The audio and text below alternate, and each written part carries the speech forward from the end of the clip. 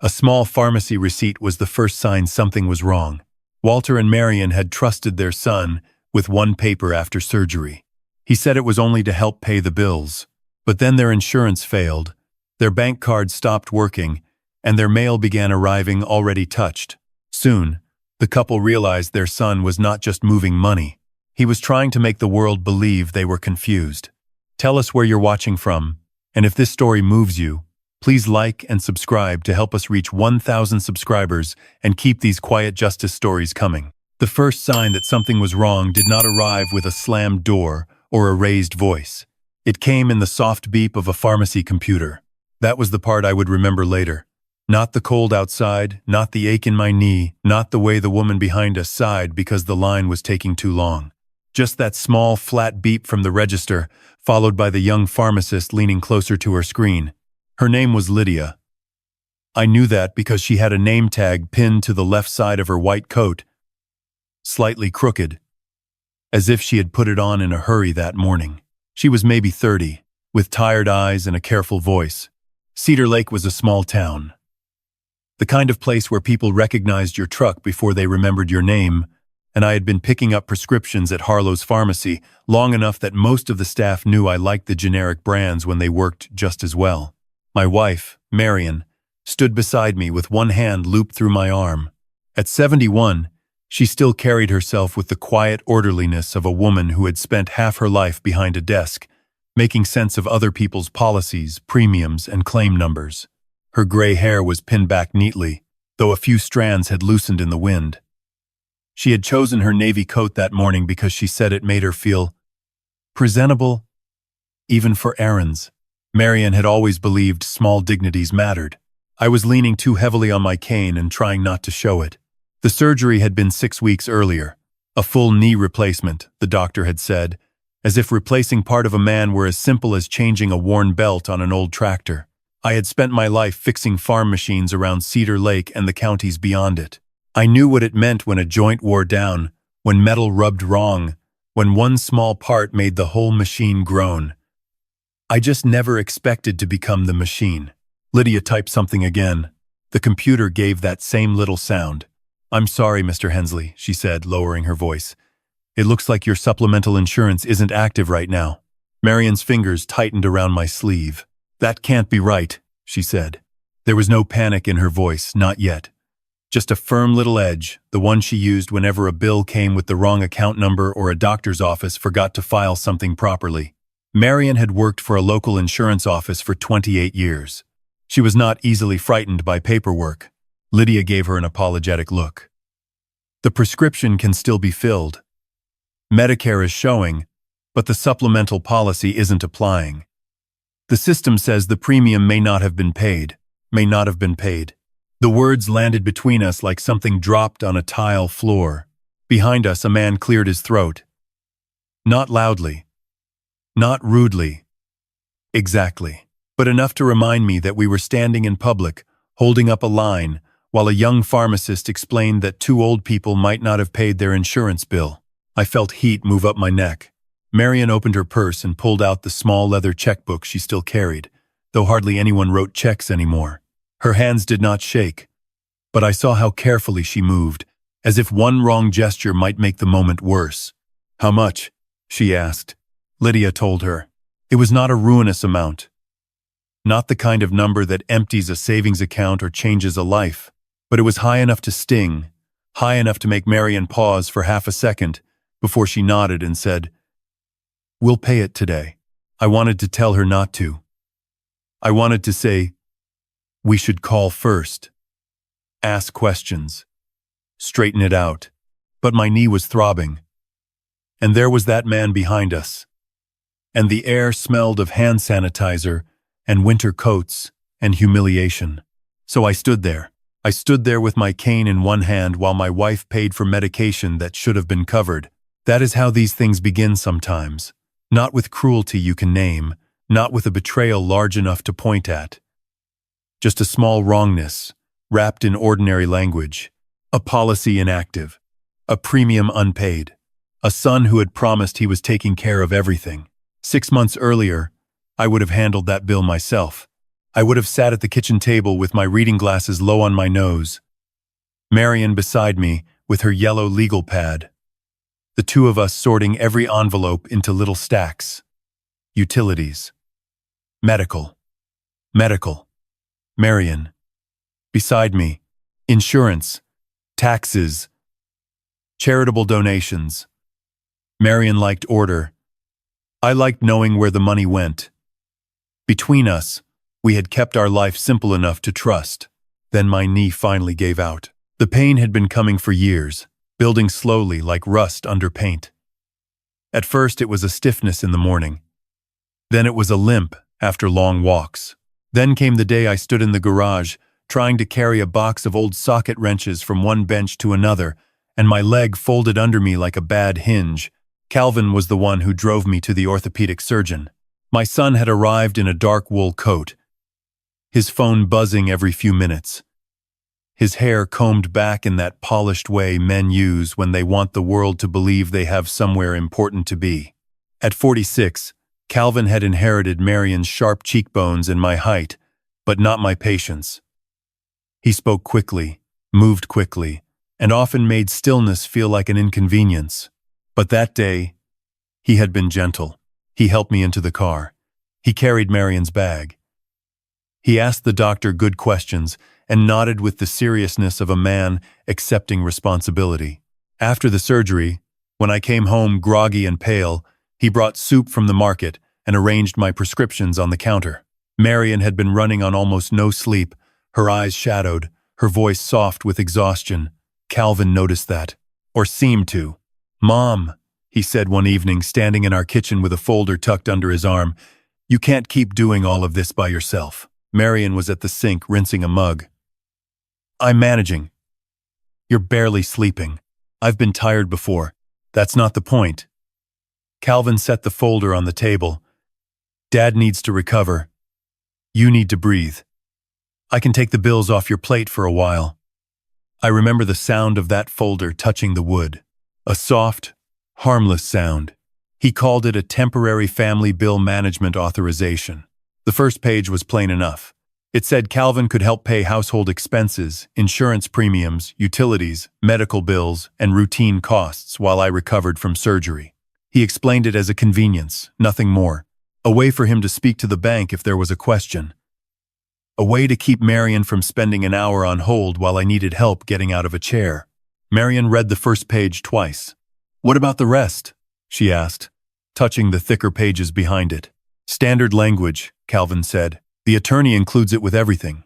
It just says I can contact institutions on your behalf. Banks are impossible now. They won't even discuss a bill unless they have authorization." He smiled then. Not broadly, not falsely enough to alarm us. Just warmly, like a son, trying to make something easier. "Mom, it's not about control. It's about convenience." A mobile notary came the next afternoon. Her name was Mrs. Voss, a round-faced woman with silver glasses and a rolling case full of stamps and seals. She sat at our kitchen table and asked whether we understood we were signing an authorization for Calvin to assist with financial matters. I said yes. Marian said yes, though she kept looking at the pages as if trying to pull more time out of them. I was still taking pain medicine then. Not enough to make me senseless, but enough that words seemed to float if I stared at them too long. Marian had been awake 3 times the night before, helping me to the bathroom. Calvin stood behind her chair with his hand resting lightly on the back, saying, "We can stop if you're uncomfortable." But he said it in a way that made stopping feel like accusing him. So we signed, not because we were fools, because we were tired, because he was our son, because, after a lifetime of fixing things for other people, I had reached a season where I needed someone to carry a small part of the load. At Harlow's pharmacy, Marian took the prescription bag from Lydia and thanked her. Her voice was steady, but I knew her. I knew every silence she carried. We walked slowly toward the door. The automatic doors slid open, and a hard Wisconsin wind came in, sharp enough to make my eyes water. Outside, Cedar Lake looked like a town holding its breath between seasons. The maples along Main Street had lost most of their leaves, A few brown ones scraped along the sidewalk, brittle and restless. Across the street, the bakery window glowed warm and golden, and for a moment I wished we could go in, sit down, order coffee, and pretend this was just another morning. Marian helped me into the passenger seat of our old Buick. She shut my door gently, walked around to her side, and sat behind the wheel without starting the engine. The prescription bag rested in her lap. "It's probably a processing mistake," I said. She looked straight ahead through the windshield. "Maybe. Calvin said he paid everything." I know what he said. There was no accusation in her tone. That made it worse. Marian had a way of growing quieter. When something inside her began lining up facts, I tried to shift my leg, and pain flashed through my knee. I winced before I could hide it. Marian noticed. Of course she did. Whatever else was happening, she still noticed me first. "Let's get you home," she said. We drove back through Cedar Lake without music. Past the library with the brick steps. Past the church where Marian arranged flowers every Easter. Past the hardware store where men still asked me, out of habit, what oil to use in an old combine, even though I had not worked full-time in years. Our house sat at the end of a quiet street. A one-story ranch with pale siding, a small front porch, and a garage full of tools. I still could not bring myself to sell. It was not grand. It was not new. But every baseboard, every cabinet hinge, every repaired screen door held some part of our life. Inside, Marian helped me to the worn recliner near the living room window. The same chair I had slept in for the first 2 weeks after surgery, because lying flat hurt too much. She brought me water, set the prescription bottles on the side table, and went into the kitchen. I heard a drawer open, then another, then the soft scrape of a chair against linoleum. I knew what she was doing before I saw her. Marian sat at the kitchen table with her old insurance notebook open in front of her. It had a green cover, bent at the corners, with a rubber band around the middle because too many loose papers lived inside it. She had used notebooks like that for decades, long before computers turned every simple question into a password and a waiting queue. "Marian," I called gently. She did not answer right away. Her pen moved.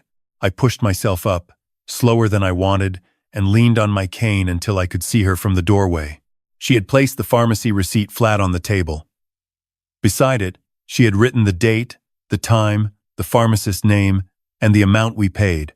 Then she wrote one more line. "Supplement, unpaid." Calvin said, "Bank processing." For reasons I could not explain, that sentence bothered me more than the charge itself. Maybe because it looked so clean on the page. So factual. So unlike the messy discomfort sitting in my chest, I wanted to tell her to close the notebook. I wanted to say we did not need to keep records on our own son. I wanted to hold on to the simpler version of our life a little longer, the one where Calvin was busy but caring, imperfect but loyal, overwhelmed but trying. Instead, I stood in the doorway, feeling the ache in my knee and the deeper ache behind my ribs. Marian capped her pen. She looked up at me, and in her eyes I saw no anger yet, only worry. The kind of worry that does not shout because it is still hoping to be wrong. "I'm not accusing him," she said quietly. "I know. I just want to remember things correctly." I nodded. Outside the kitchen window, a few dry leaves moved across the yard in little circles, pushed by a wind that could not seem to settle. The house was warm. The medicine was on the table. My wife was safe in front of me. Our son was still our son. And yet, for the first time since I had signed that paper, I wondered whether convenience had been the word Calvin used, because control would have sounded too honest. For 3 days after the pharmacy, Marian said almost nothing about the insurance. That was how I knew it had not left her mind. My wife had never been the kind of woman to circle a worry out loud. She did not pace. She did not throw open drawers or make dramatic phone calls. Marian worked a problem the way she used to work an insurance file, quietly and from the corners inward. She would notice one small thing, place it beside another, and wait until the picture stopped pretending to be random. I tried to give Calvin the benefit of the doubt. A man wants to believe his son. Maybe that is foolish, but it is also human. Calvin had a life of his own. He had calls to make, papers to sign, people to impress. He was trying to build something, or at least that was what he told us. I told myself a missed insurance premium could happen. A bank error could happen. A system delay could happen. But small things have a way of gathering weight. The second sign came at Whitaker's Gas on County Road B. Marian had driven me to physical therapy that morning, a low brick building beside a dentist's office and a tax preparer. The therapist had me lift my leg until sweat gathered under my collar, then told me I was doing well for my age. I never liked that phrase, for my age. It turned a compliment into a small surrender. On the way home, Marian pulled into Whitaker's because the Buick was down to a quarter tank. She told me to stay put, that she could manage the pump. Through the windshield, I watched her stand in the gray morning light, her navy coat buttoned all the way up, one hand tucked in her pocket against the cold. She slid our bank card into the reader, waited, pulled it out, tried again. The little screen flashed something I could not read from the passenger seat, but I saw Marian's shoulders change. Not much, just a small straightening, the way a person stands when they have been surprised but do not want anyone to know. She went inside. I sat in the Buick with the heater blowing against my bad knee, watching a pickup idle at the far pump. A young man in a hunting jacket came out with coffee and glanced toward Marian's pump. Nobody was paying us any real attention. Still, I felt that same old heat crawl up my neck. After a few minutes, Marian came back out carrying a receipt. She opened the driver's door and sat down without starting the engine. "What happened?" I asked. The card was declined. I looked at her, then at the pump, as if the answer might be written there. Declined? That's what it said. There's money in that account. I know. Maybe the strip's worn out. I went inside. The clerk ran it manually. She kept her eyes forward. Still declined. The silence between us felt tighter than the car. Marian took her phone from her purse and called the number on the back of the card. I listened to the automated voice. Ask for the last 4 digits of the primary phone number on the account. Marian entered ours. The system rejected it. She tried again. Rejected. Then the voice said it could send a verification code to a phone number ending in 8164. Marian slowly lowered the phone from her ear. "That's not our number," she said. I did not answer right away. Outside, the pump clicked off behind us even though we had not bought a drop of gas. Marian paid with a credit card she kept for emergencies. She drove home carefully, both hands on the wheel, her face composed in that clean, controlled way that made me more uneasy than tears would have. By the time we reached the house, my knee was throbbing again, but I barely noticed it. There are pains that come from bone, and there are pains that come from realizing someone may have stepped between you and your own name. That afternoon, Calvin called. He always called from the road, or said he did. His voice came through the speaker, bright and hurried, wrapped in the faint hum of traffic. "Hey, Dad, how's the knee today?" "Stubborn," I said. He laughed, but it sounded clipped. "Well, you come by it honestly." Marian stood at the kitchen counter, wiping the same clean spot with a dish towel. I said, "Your mother had trouble with the bank card this morning." There was a pause so brief I might have missed it a week earlier. "What kind of trouble?" "Declined at Whitaker's." "Oh, that." His tone softened immediately, the way a man lowers his voice when speaking to someone he thinks might startle. "Yeah, I got an alert about some account maintenance. It's probably just the bank processing the updated authorization." Marian looked up. "Updated authorization?" I asked. "Nothing major, just security stuff." "Banks are ridiculous now, Dad. If one thing doesn't match, they flag everything. That's why I told you and Mom not to call them directly unless I'm there. One wrong answer, and they can freeze the whole account." He said it like a warning, like a kindness shaped into fear. "We didn't change our phone number," Marian said. Another pause. "Mom, I may have added my number as a backup for verification, just to make sure bills don't get stuck if you two miss a call." "I don't remember agreeing to that." "That's why we did the paperwork," Calvin said. Still gentle, still patient. "So you wouldn't have to remember every little technical thing." I watched Marian's hand tighten around the dish towel. Calvin continued before either of us could answer. "Listen, I'm walking into a meeting. I'll call the bank tomorrow and straighten it out. Don't worry about it. The bank is processing everything. There it was again. The same phrase, smoothed flat by repetition. The bank is processing. After he hung up, Marian folded the dish towel with almost painful precision and set it beside the sink. Maybe he did add his number to help, I said, though the words felt weak even as I spoke them. Maybe. But she had already gone quiet again. The next envelope came 2 days later. It was from our homeowner's insurance company, a plain white envelope with a blue return address printed in the corner. I found it tucked between a seed catalog and a grocery flyer on the small table near the front door. At first I thought nothing of it. The mail had always been Marian's territory. She liked to open it after lunch, with tea beside her and a letter opener shaped like a little brass sword. But this envelope looked wrong. Not damaged exactly, just handled too much. One corner had a faint crease where it should have been sharp. The sealed flap had a pale line across it, as if someone had opened it carefully and pressed it shut again. I stared at it longer than an envelope deserved. "Marian," I called. She came from the kitchen, drying her hands. I handed it to her without speaking. She turned it over. Her thumb paused on the flap. Then she did something that made my stomach sink. She did not open it right away. She carried it to the kitchen table, took her green notebook from the drawer, and wrote down the date before she slit the envelope open. Inside was a notice. Not a cancellation. Not yet.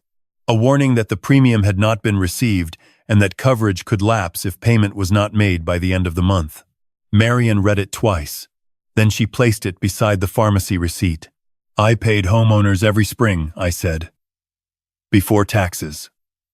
"You did," she said. "And after the surgery, Calvin said he moved it to monthly payments so we wouldn't have a large bill all at once." "I don't remember that." "Neither do I." The house was quiet around us. Our home was not a mansion. It had pale siding, a sagging back step I had promised to fix once my knee healed, and a garage full of tools sorted in coffee cans. But it was ours. Every winter storm we had outlasted, every Sunday supper, every mark on the doorframe from years when Calvin was growing too fast for his shoes, all of it lived inside those walls. The idea that the insurance on that house might lapse because a bill had gone unpaid made the room feel suddenly less solid. That evening, Calvin came by with 2 paper bags of groceries.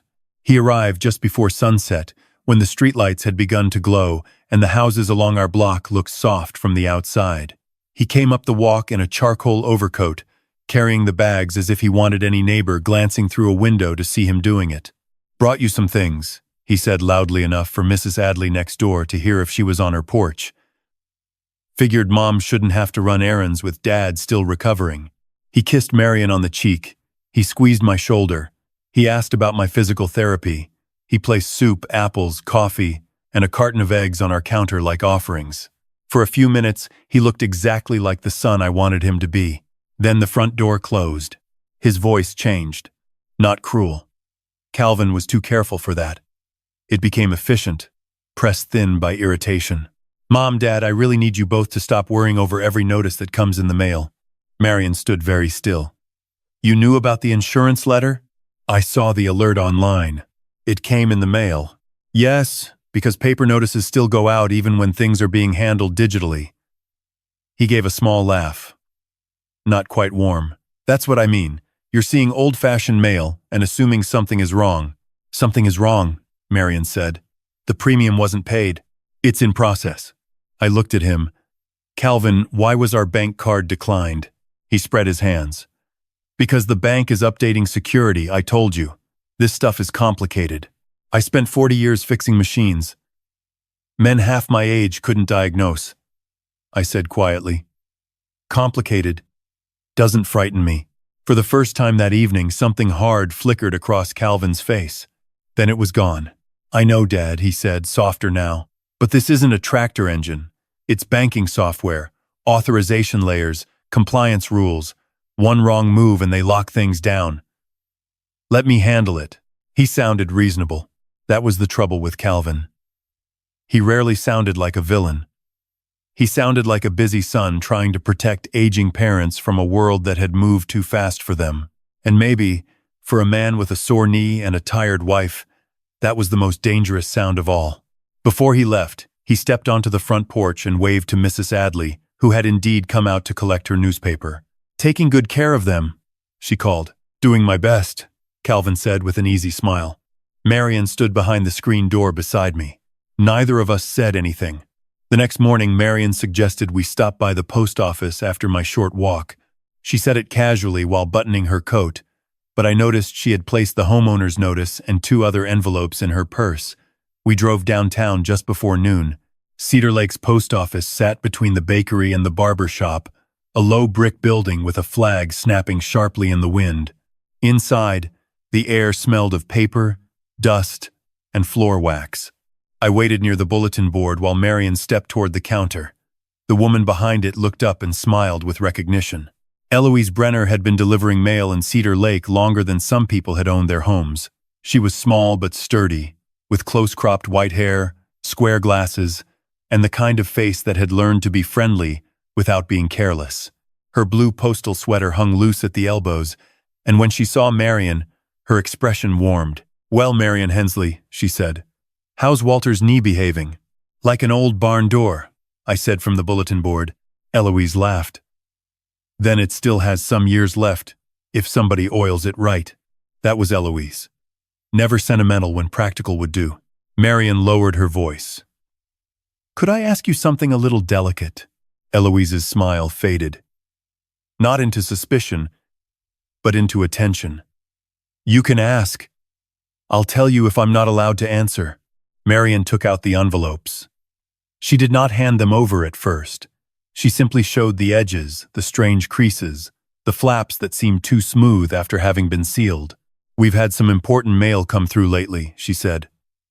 "Bank, insurance, pension office. I'm trying to understand whether things are arriving when they should." Eloise looked at the envelopes without touching them. "I can't speak to what happens once mail is delivered," she said carefully. "I understand. And I can't open anything, copy anything, or hold anything back from the address on it. I wouldn't ask you to." Eloise studied Marian for a moment. Something passed between the 2 women then, something built out of age and experience, and the quiet knowledge that rules mattered most when someone vulnerable needed help. "What I can tell you," Eloise said, "is that financial mail has been coming to your address. Regularly. Bank. Insurance. Retirement administrator. I remember because your route is one of my last before I retire, and I've carried your mail long enough to know the names." Marian closed her eyes for half a second. Eloise leaned a little closer. "There's a service called Informed Delivery. Shows you images of the outside of letter mail before it arrives. Not the contents, just the envelope. Marked A, K, and. You can sign up online or I can show you where to start." Marian nodded. "You can also rent a P.O. box," Eloise continued, "in your name. Then you can ask the bank or insurance company to send duplicate statements there. Official copies. No guessing." I stepped closer then. "You're saying the mail has been delivered?" Eloise looked at me with steady eyes. "I'm saying I put it where I'm supposed to put it." That answer settled heavily in my chest. It did not accuse anyone. It did not need to. On the drive home, Marian held the pamphlet for P.O. boxes in her lap. She did not speak for several minutes. I watched the lake pass between the bare trees, dull silver under a pale sky. Finally, she said, "I don't want to believe he'd do something like this." "Neither do I, but I don't want to be foolish just because I'm afraid of being unfair." I looked at my wife then, really looked at her. The woman beside me was not angry. Not yet. She was grieving something that had not fully died but had begun to change shape. At home, she placed the P.O. box pamphlet inside her green notebook. Then she wrote another line beneath the first. "Mail delivered. Condition after delivery unknown." It was not dramatic. It was not proof of anything by itself, but Marian underlined the date, and for the first time, I understood that my wife was no longer simply keeping records. She was building a map out of small betrayals, one envelope at a time. Calvin came more often after that. Not every day. That would have looked too obvious, even to him. But often enough that his visits began to feel scheduled by something other than affection. He would arrive in the late afternoon. usually when the street had some life in it. Mrs. Adley pulling weeds from the narrow strip beside her porch. Mr. Carson walking his old beagle past our mailbox. A delivery truck slowing near the corner. Calvin had always understood timing. He could make an entrance seem accidental and still be sure someone saw it. That Thursday, he pulled into our driveway in a dark blue SUV I had never seen before. I was sitting near the front window with my knee propped on a pillow, pretending to read a magazine about antique tractors. The magazine had been open to the same page for 20 minutes. Marian was in the kitchen rinsing lunch dishes, though I could hear from the rhythm of the water that she was not really washing anything. Since our visit to the post office, the house had become quieter, but not peaceful. It was the kind of quiet that listens. Calvin stepped out of the SUV wearing a camel-colored coat and polished brown shoes, carrying a paper bag from Miller's Market in one arm and a folder under the other. Before he came up the walk, he paused to wave at Mr. Carson. "Afternoon, Mr. Carson," he called. "Dad's doing better every day." Mr. Carson lifted one hand. "Good to hear it." Calvin smiled as if he had personally arranged my recovery. I watched him through the glass. There had been a time when seeing my son walk toward our front door made me feel lighter. When he was little, he used to run up that same walk with mud on his shoes and a story already spilling out of his mouth. Now he came polished and deliberate, as if our porch were a small stage in a larger performance. The doorbell rang. That bothered me more than it should have. Calvin had a key. He had used it freely after my surgery, sometimes before Marian could get to the door. But lately, when neighbors might be watching, he rang the bell like a respectful son. Marian wiped her hands and opened the door. "Hey, Mom," he said warmly. "Brought a few things. Some soup from Miller's, those crackers Dad likes, and the decaf you keep pretending tastes the same as real coffee." His voice filled the entryway with practiced brightness. Marian stepped aside. That was thoughtful. He kissed her cheek, then crossed the living room to me. "How's the old knee today?" he asked. "Still attached." "That's the spirit." He gave my shoulder a squeeze, just firm enough to feel affectionate. "You doing your exercises?" "Most of them. All of them, I hope." There it was, a tiny correction tucked inside concern. He carried the grocery bag to the kitchen and began unloading it without being asked. Soup, crackers, apples, a small container of chicken salad. Everything useful, everything visible, everything that said, "Look how well I take care of them." Marian stood at the far side of the counter and watched him. "You didn't need to come by again," she said. "I wanted to." Calvin slid the apples into the fruit bowl. "Besides, I don't like the idea of you two worrying yourselves sick over paperwork. I've been thinking about that." Marian did not answer. I folded the magazine closed. Calvin took the folder from under his arm and tapped it lightly against the counter. "I'm putting together a cleaner system. Bills, appointments, medication schedule, insurance contacts, something simple. That way everyone's on the same page." "Everyone?" Marian asked. "You, Dad, me. Anyone who needs to help." Something in his tone made the room colder. He opened the folder and pulled out a printed calendar with blocks of color. Physical therapy appointments, prescription refill dates, insurance renewal dates. A column labeled Family Oversight Notes. Marian noticed it before I did. "What are oversight notes?" she asked. "Just reminders." "For whom?" "For me, mostly." He smiled. "Mom, please don't turn every word into a courtroom." She flinched almost invisibly. I saw it. Calvin did not, or chose not to. "There's no courtroom here," I said. He turned to me, smile still in place. "Of course not, Dad. I'm only trying to keep things from slipping through the cracks." "Like the supplemental premium?" Marian asked. His smile thinned. "That was already explained." "No," she said. "It was described. That isn't the same thing." For a second, I thought he might snap. I watched his jaw tighten, watched his eyes move to the front window, where Mrs. Adley's porch was still visible across the yard. Then he exhaled and softened himself again. "Mom," he said, "you spent years doing insurance paperwork. I respect that. But systems have changed. Everything is online now. Everything is layered behind security and authorization. I'm trying to protect you from that mess."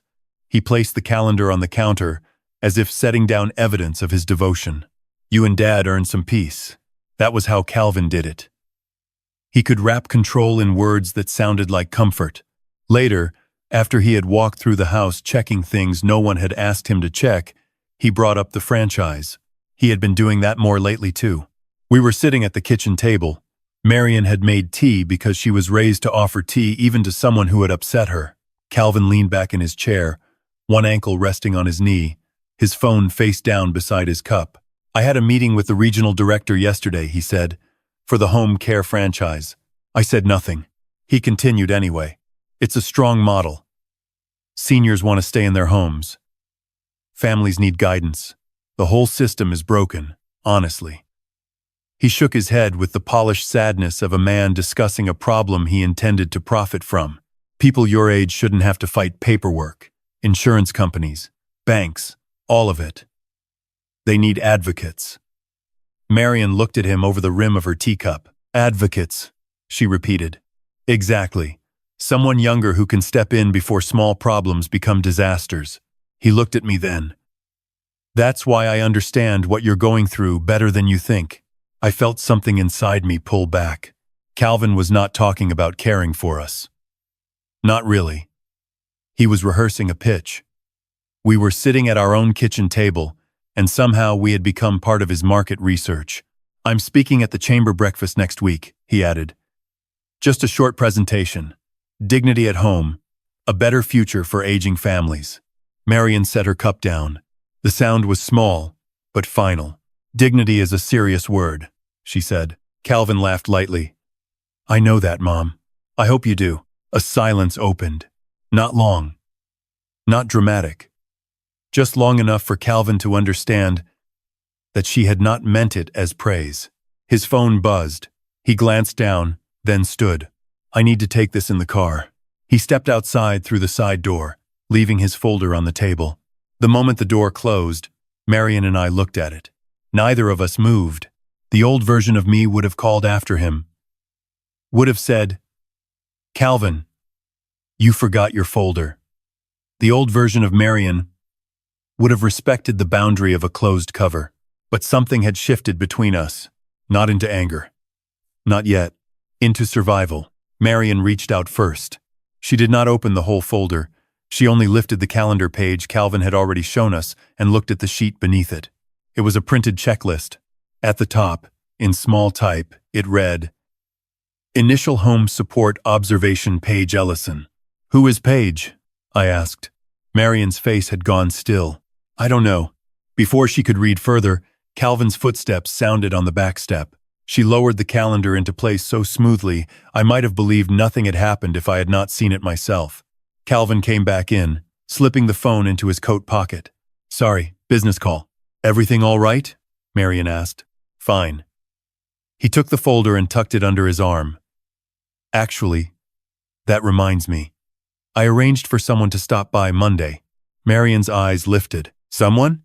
"A caregiver, not full-time. Just an assessment visit." "We didn't ask for a caregiver," I said. "I know." He raised one hand, already prepared. "It's not because you can't manage. It's support." A second pair of eyes. Someone to make sure medications, mobility, meals, all of that are on track. Marian's voice was careful. "Calvin, your father has a physical therapist. Physical therapists don't look at the whole home situation. The whole home situation is fine." His face changed. "Only a little. Mom, the bank issues, the insurance confusion, the mail anxiety, these are signs that the current system isn't working. Mail anxiety." He said it like a diagnosis. Marian looked down at her hands. I felt a heat behind my ribs, different from embarrassment this time. "Don't call your mother anxious because she reads her own mail," I said. Calvin turned toward me, surprised by the sharpness in my voice. "I'm not attacking anyone." "Then choose your words better." For a moment, the room belonged to the three of us without performance. No neighbors, no grocery bags, no polished smile, just a son standing in his parents' kitchen and realizing his father was not as harmless as he had hoped. Then his phone buzzed again, and the mask returned. "Monday," he said. "Her name is Paige Ellison. She works with a local agency. She'll come by, introduce herself, ask a few questions, and make recommendations. That's all." He kissed Marian's cheek before leaving. She did not lean into it. After he drove away, the house felt as though someone had opened a window in winter and forgotten to close it. Monday came with low clouds and the smell of rain. Paige Ellison arrived at 10 minutes after 2 in a small gray sedan with a cracked rear bumper and a magnetic sign on the door that read Cedar Lake Home Support Services. She was younger than I expected, somewhere in her 30s, with dark blonde hair pulled into a loose knot and a canvas bag slung across one shoulder. She looked tired in the way working people often do. Not careless, just stretched thin. When Marian opened the door, Paige smiled nervously. "Mrs. Hensley, I'm Paige. Calvin said you were expecting me." Marian stepped back. "He told us you were coming." That was not the same thing, and Paige seemed to hear the difference. She wiped her shoes twice on the mat before entering. I liked that about her. People who respect a floor often respect a home. Paige sat with us at the kitchen table. She spoke gently, asked about my knee, my medications, the layout of the bathroom, whether we had throw rugs that might cause a fall. Those questions made sense. I answered them. Marian even showed her the medication chart taped inside the cabinet. Paige studied it and raised her eyebrows. "This is better organized than most files I see," she said. Marian gave a small smile. Old habits. But then Paige turned a page on her clipboard and hesitated. "What is it?" Marian asked. "Nothing." Paige looked uncomfortable.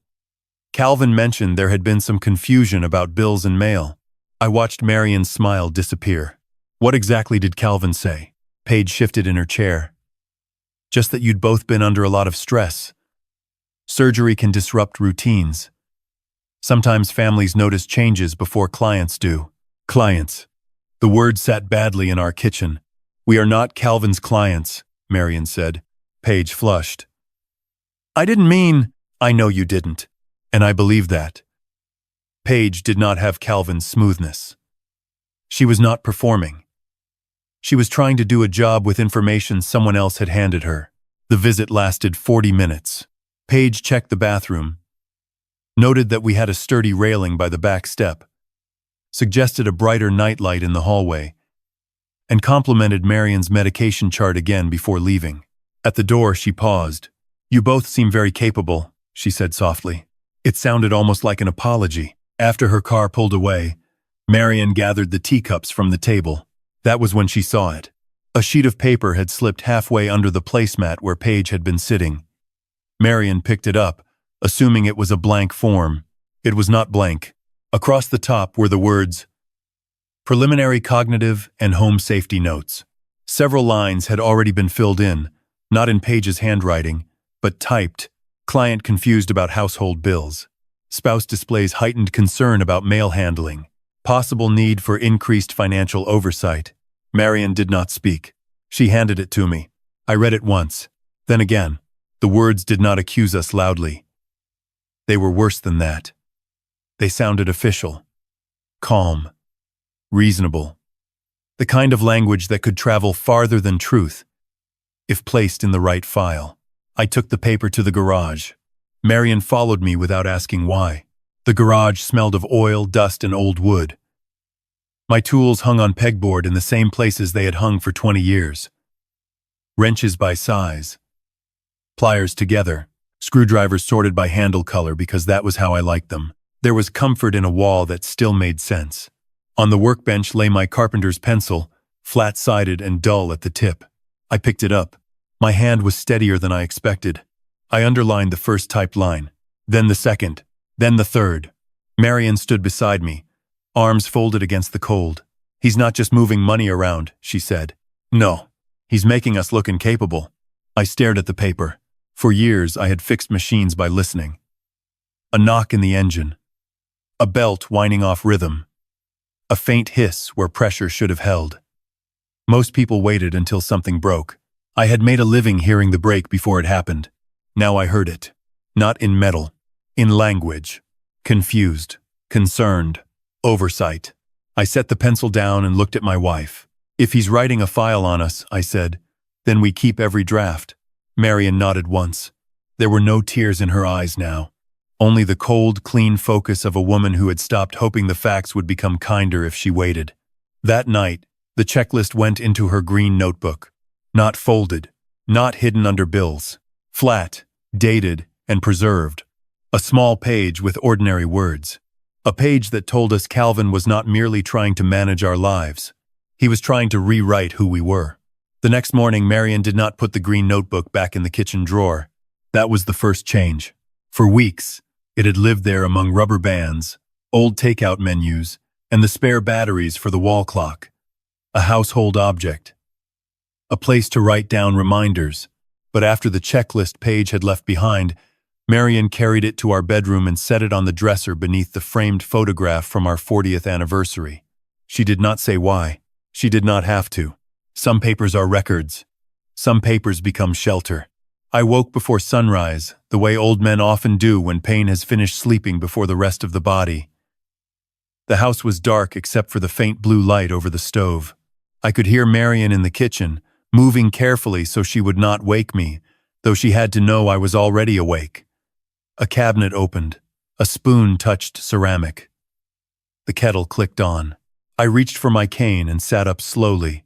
My knee had improved enough that I could cross the room without feeling as if the bone were being tightened in a vice, but every movement still required negotiation. A chair, a wall, the doorframe, the slow, humbling mathematics of recovery. By the time I reached the kitchen, Marian had 2 mugs of tea on the table and the green notebook open between them. The checklist lay beside it. Flat, dated, unfolded.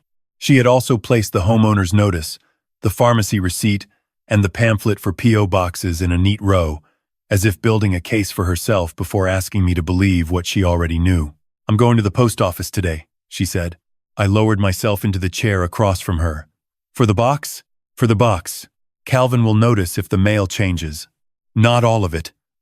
She wrapped both hands around her mug. Not yet. We won't forward anything. We'll request duplicate statements. Bank. Insurance. Pension administrator. Official copies. She said it like a woman reciting steps from a procedure manual. And if they ask why? I said, I'll tell the truth. We want copies sent somewhere secure. Secure. That word used to mean a lock on the back door, a storm window before winter, enough savings to survive a furnace repair. Now it meant a small metal box in a government building because our own mailbox no longer felt like ours. I wanted to tell her I would come with her. Pride wanted that. Marriage wanted that too. But my knee was stiff, and the post office had 3 steps out front unless you took the ramp around the side. Marian knew all of this. She looked at my leg, then at my face. You can come if you want, she said. I want to. But I'd slow you down. She reached across the table and touched my hand. Her fingers were warm from the mug. We've slowed down before, she said. That never bothered me. So I went. Cedar Lake's post office looked different when you arrived with a purpose. It no longer seemed like a place for stamps and Christmas packages. It looked like a little brick fortress full of rules, forms, keys, and quiet possibilities. Eloise Brenner was at the counter, sorting yellow slips into a plastic tray. She looked up when the bell over the door rang. Her eyes moved from Marian to me, then to my cane, then back to Marian's face. There are people who ask questions because they are curious. Eloise was the kind who waited because she was respectful. Marian lifted the pamphlet. We'd like to rent a P.O. box. Eloise nodded once, as if she had expected us, but would never say so. Small, medium, or large? Small, Marian said. For statements and letters. Then small will do. She slid a form across the counter and explained what identification we needed, what the box could receive, what it could not, and how renewal worked. Her voice stayed practical. No pity. No whispering.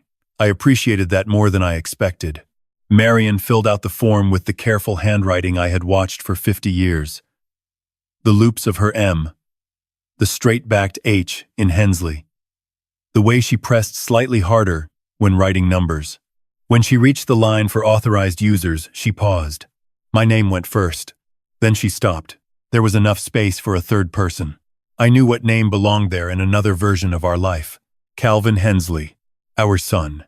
The boy who once mailed postcards to us from college even when he only wrote 3 sentences. The young man who called Marian every Sunday night for the first year after he moved out because he said the apartment felt too quiet. The son we had trusted enough to sign a paper while I was still weak from surgery. Marian left the third line blank. It was such a small decision. No slam door. No accusation. Just an empty line on a postal form. But I felt it move through our marriage like a bell. Eloise noticed. She did not comment. She took the form, checked our IDs, then opened a drawer and removed 2 small keys attached to a paper tag. Box 118, she said. Right wall. Second row from the bottom. Marian accepted the keys. I expected her to put both in her purse, but she placed one in my palm. The key was light, almost silly in its smallness. Still, I closed my fingers around it. For the first time in weeks, something had been handed back to me. We walked to the wall of boxes together. Box 118 was no wider than a loaf of bread. Marian slipped the key in, turned it, and opened the little metal door. Empty. Of course it was empty. Yet we stood there looking into that narrow space as if it contained a future. A person can lose control by inches. A password changed. A bill missed. A phone number replaced. A son saying, "Let me handle it," until the words become a fence around your own life. Maybe control comes back the same way. Okay. A form. A blank line where a dangerous name does not go. After the post office, Marian wanted to stop at the bank, but not to confront anyone. Not yet. She said we should start with copies. Copies did not accuse. Copies simply existed. At home, she spent nearly an hour at the kitchen table making phone calls. Not on speaker. Not with Calvin listening. She called the homeowner's insurance company first, then the supplemental insurance carrier, then the pension administrator from the company where I had worked part-time after retiring from full repair work. She used her old office voice, polite and patient, the one that could survive a hold line and still sound human when someone finally answered. Yes, she said. I am requesting duplicate statements. A pause. No. Do not change the mailing address on the account. Just duplicate copies to a P.O. box. Another pause. Yes, I can verify. She gave our address, my date of birth. The last 4 digits of the account were appropriate. Policy numbers from her old files. Each time, I watched the person she used to be rise back into her shoulders. Not younger, exactly. Something better than younger, competent. When she reached the pension administrator, the call took longer. Her face changed while she listened. What do you mean paperless? She asked. I looked up from the pill bottle I had been pretending to read. Marian held up one finger. No, she said into the phone. We did not request paperless delivery. We have received paper statements for years. She listened again. And the email on file? Her eyes moved to mine. She repeated the address aloud. It was not ours. It was Calvin's business email. My mouth went dry. Marian wrote it down slowly in the notebook. When was that changed? She asked. She wrote another date. 3 weeks after my surgery. After she hung up, she sat still with the pen in her hand. What did they say? I asked, though I already knew enough to be afraid of the answer. The pension statements were changed to paperless, she said. Notifications go to Calvin's business email. They can send duplicate statements to the P.O. box. But they said it may take a few business days. Could Calvin do that with the authorization? Maybe, she said. If the bank or pension office accepted the paperwork as broad enough. She turned a page in the notebook. Maybe isn't the same as right. That evening, Calvin called twice. We did not answer the first time. That was new too. We let the phone ring on the kitchen wall until it stopped. Marian stood beside it, one hand resting against the counter. I could see every instinct in her wanting to pick up, to be the mother who responded, reassured, smoothed things over. When it rang again 15 minutes later, I answered. Dad, Calvin said too quickly. Everything okay? I tried, Mom. Less. She's resting. Oh. A pause. Is she upset about something? No more than usual. He laughed once. What does that mean? It means she's tired. Well, I was going to stop by tomorrow. I have a few updates on the insurance and bank situation. We have physical therapy tomorrow. What time? Late morning. I can come after. We'll see. Another pause. Calvin was used to doors opening when he pushed gently.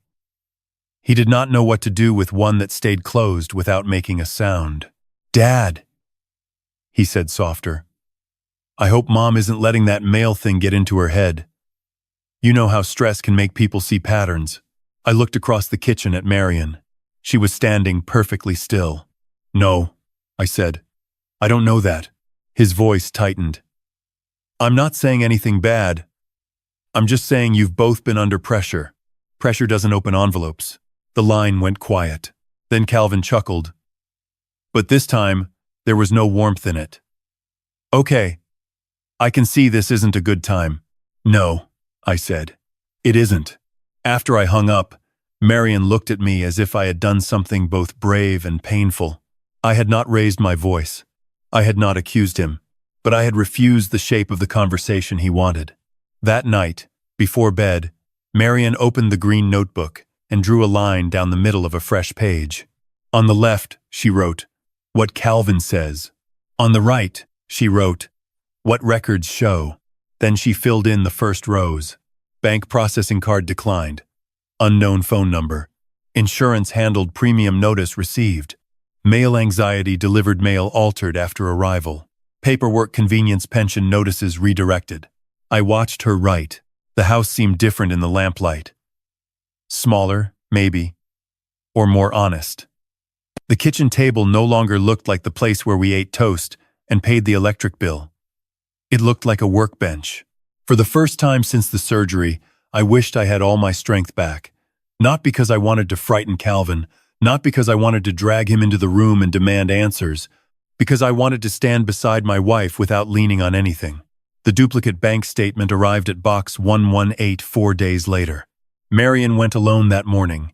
I stayed home doing the knee exercises I hated, lifting my leg in slow, humiliating inches while the clock ticked above the stove. When her car pulled into the driveway, I knew from the way she did not come inside right away that the envelope had come. She sat in the Buick for almost 5 minutes. I watched from the living room window. Then she opened the driver's door, stepped out, and carried a white envelope against her chest, as if the wind might take it. She came in quietly. No coat removed. No purse set down. She placed the envelope on the kitchen table. It bore the bank's return address, crisp and clean, sent directly to the P.O. box. No softened flap. No strange crease. No feeling that someone else had touched our life first. Marian opened it with the brass letter opener. Inside was a statement for our checking account and an attached notice confirming automatic transfers. She read the first page, then the second, then she sat down slowly. "Walter," she said. One word. I came to the table. She turned the statement toward me and pointed to a line near the middle of the page. Pension deposit. The amount was familiar. 3 lines beneath it. On the same date, most of that money moved out. Transfer to Hensley Household Management account. I stared at the words. Hensley Household Management. It sounded responsible. Almost comforting. The kind of name a person might choose if he wanted theft to wear a clean shirt. Did we open that? I asked. Marian shook her head. No.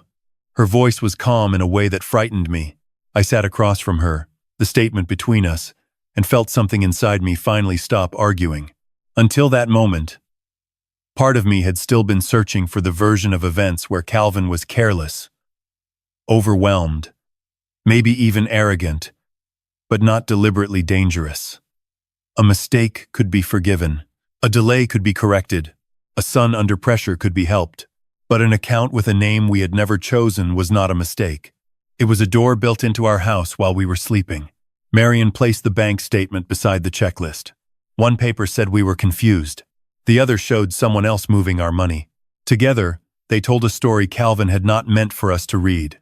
I looked at the name again. Hensley Household Management account. Then I looked at my wife. Her eyes were dry. Mine were too. We need a lawyer, she said. I nodded. Not because I wanted war. Because the war, I finally understood, had already begun. The word lawyer changed the temperature of the house. Not because Marian and I had never dealt with lawyers before. We had signed wills. We had bought our home. We had handled my mother's estate years earlier, though there had been little enough to handle beyond a savings bond, a cedar chest, and a Bible with pressed flowers between the pages. But this was different. This was not paperwork for a life being organized. This was paperwork for a life being defended. The morning after the bank statement arrived, Marian sat at the kitchen table with the green notebook open and the statement beside it. She had not slept well. I knew because I had woken twice in the night and heard her breathing beside me, too even, too deliberate, the way a person breathes when pretending to sleep so the other person will not worry. We can call the county office, I said. For legal aid? For a referral? She shook her head. No. This is too specific. I looked at the statement again. Hensley Household Management Account. The words had followed me into dreams and waited for me there. Eloise mentioned someone, Marian said. Nadine Crowell, the elder law attorney? You know her? I know the name. She helped the Pembroke sisters when their nephew tried to sell their lake cabin. Marian nodded. Eloise said she doesn't make much noise, but she doesn't miss much either. That sounded like the kind of lawyer we needed. Nadine Crowell's office was on the second floor of an old cream-colored building above a quilting shop and a tax preparer. There was no shining lobby, no wall of glass, no receptionist with a headset, just a narrow staircase that smelled faintly of dust and lemon oil, and a small brass plaque on a wooden door. Nadine Crowell, attorney at law, elder law and estate protection. Marian climbed the stairs ahead of me, slow enough that I could keep up without feeling managed. That was one of the quiet mercies of our marriage.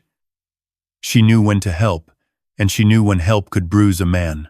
Nadine herself opened the door before Marian could knock a second time.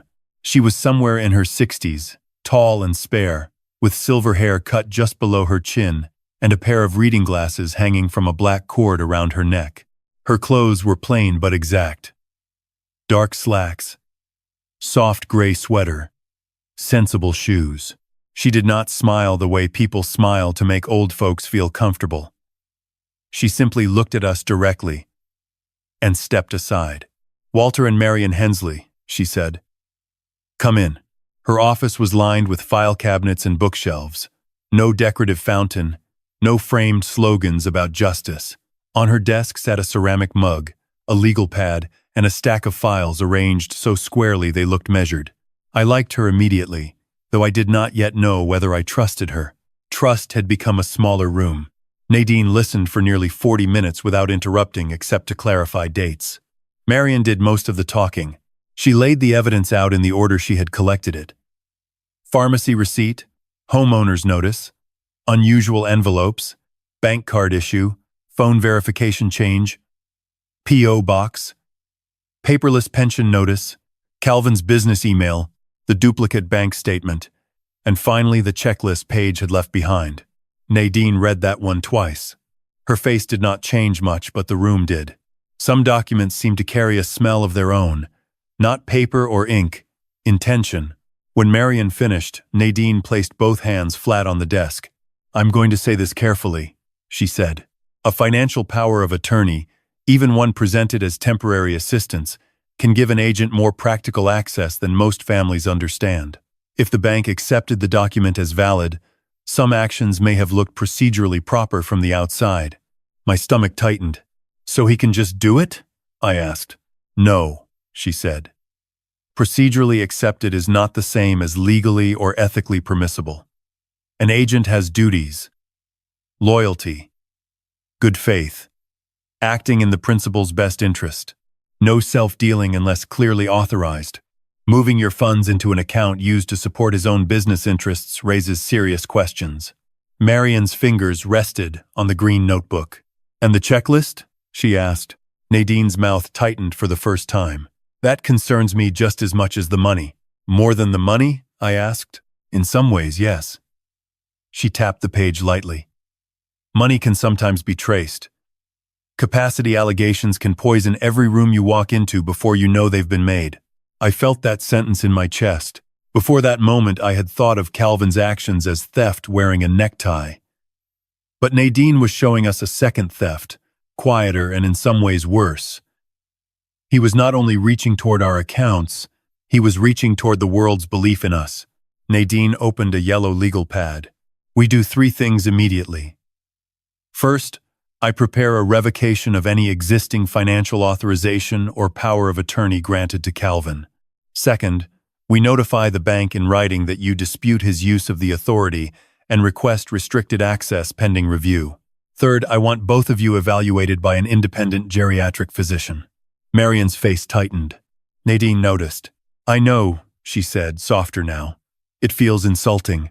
It feels like being made to prove we're still ourselves, Marian said. No one spoke for a moment. Nadine's voice, when it came, was not gentle in a sentimental way. It was respectful. That is exactly what it is. And I am sorry. But if Calvin is building a record that suggests confusion or financial incapacity, we answer with a stronger record. Not louder. Stronger. That became the shape of the next week. Not revenge. Record building. Nadine referred us to Dr. Samuel Keene, a geriatric physician in Madison who spent 2 days a week consulting in Cedar Lake. His clinic occupied a quiet suite behind the hospital, away from the urgent care entrance and the noise of people coughing into their sleeves. Dr. Keene was younger than I expected, maybe late 50s, with close-trimmed brown hair going gray at the temples and a voice that did not hurry. He wore no white coat, just a blue shirt with the sleeves rolled once at the wrist. There was a steadiness about him that reminded me of men who had worked around livestock. Calm, because panic never helped anyone. He shook my hand firmly. Mr. Hensley, he said. Mrs. Hensley, I understand this visit is not something either of you particularly wanted. That obvious? I asked. He almost smiled. Most people don't wake up excited for a cognitive assessment. Marian sat beside me, purse in her lap, back straight. Dr. Keene explained each step before he did it. That helped. He asked about medications, sleep, pain, recent surgery, mood, finances, daily routines. He asked Marian how she tracked my prescriptions. She pulled a folded copy of the medication chart from her purse before he finished the question. His eyebrows lifted. This is thorough. She used to scare insurance adjusters, I said. Marian gave me a look, but there was almost a smile in it. Then came the tests. Remember 3 words. Draw a clock. Repeat a sequence. Name the date. Subtract by 7s. Explain what to do if there were a fire in the kitchen. Simple questions, most of them. Humiliating questions, some of them. Not because they were cruel, but because every answer felt like I was placing proof of myself on a scale. At one point, Dr. Keene asked me to draw a clock showing 11:10. I held the pencil and stared at the blank circle. I knew the answer. That was not the problem. The problem was the sudden memory of Calvin standing in our kitchen, saying male anxiety as if he had discovered a symptom. The problem was imagining my son wanting me to fail this, wanting a crooked clock, a forgotten word, a hesitation he could point to. My hand tightened around the pencil. Marian saw. She did not touch my arm. She knew I did not need comfort just then. I needed room. I drew the clock, numbers in their places, hands where they belonged. Dr. Keene glanced at it, made a note, and moved on. But inside me, something old stood up. Not pride exactly. Proof. By the end of the appointment, Dr. Keene told us he saw no evidence that either of us lacked capacity to manage personal or financial decisions. He said pain, stress, and recovery could affect energy and mood, but nothing in our evaluation supported the kind of broad incapacity suggested by the checklist. He would put it in writing. Marian closed her eyes briefly. I looked at the floor because I did not want either of them to see what relief did to my face. 2 days later, Nadine met us at Cedar Lake Community Bank. I had banked there since before they remodeled the lobby and replaced the old brass deposit slips with little tablets on stands. The lobby still smelled faintly of carpet cleaner and coffee. A flag stood in the corner. A bowl of peppermints sat near the teller line. At the counter, Denise Malloy looked up and recognized Marian first. Denise was in her early 50s, with warm brown skin, neatly braided hair pinned at the nape of her neck, and a pair of reading glasses balanced on top of her head. She had the tired kindness of someone who had spent years solving problems she did not create. "Mrs. Hensley," she said. "It's been a while." "It has," Marian said. Then Denise looked at me. "Mr. Hensley, good to see you. How's the knee?" Arguing but losing. She smiled, then noticed Nadine beside us, and the folder in Marian's hands. Her expression became more careful, not colder. "Professional. How can I help today?" Nadine introduced herself and explained that we needed to review access changes and recent transfers connected to a financial authorization. Denise did not ask questions at the counter. She led us to a small desk near the side window and lowered her voice. Marian handed over identification, the POA copy, the revocation Nadine had prepared, and the duplicate statement. Denise began clicking through screens. At first her face was neutral, then her eyes narrowed. Not dramatically, just enough. She clicked again, then again. "Would you excuse me for one moment?" she said. She stood and walked toward the offices behind the teller line, carrying none of our papers, only her own notes. Through the glass partition, I saw her speak to a man in a dark green tie. He listened, asked a question, then looked toward us without staring. Denise returned with a different energy. "I'm going to bring in our fraud review specialist," she said. "This doesn't mean any conclusion has been reached. It means there are enough irregularities that I don't want to handle this as a routine account question." The man in the green tie came out a few minutes later. Owen Lark was compact and quiet, perhaps 55, with thinning black hair, a square jaw, and the calm of someone who had learned not to react too quickly in front of frightened people. He carried a slim folder and no coffee. That detail struck me. Everyone in banks carried coffee. Owen carried attention. He introduced himself, shook our hands, and sat down across from us. "I work with account irregularities," he said, "including suspected financial exploitation involving older clients." Older clients. I disliked the phrase less than I expected. Maybe because he said it without pity. Owen reviewed what Denise had flagged. The phone verification change, the move to paperless statements, logins from a device associated with Calvin, the creation of the household management account, and outgoing transfers that did not appear to match utilities, insurance, medical expenses, or ordinary household costs. "We can't label intent today," Owen said. "But we can restrict certain access while we review the documentation. We'll need copies of everything you have." Marian opened the green notebook. For the first time, she did not look embarrassed by it. She turned it toward him, like evidence. Owen read the first few pages, slowly. Then he looked up. "This helps," he said. 2 words. Marian's face changed. Not much, but enough that I knew those words had given her something Calvin had been trying to take away. Credibility. Near the end of the meeting, Nadine asked whether the bank could schedule a formal review of Calvin's fiduciary authority and the account transfers. Owen nodded. "Yes.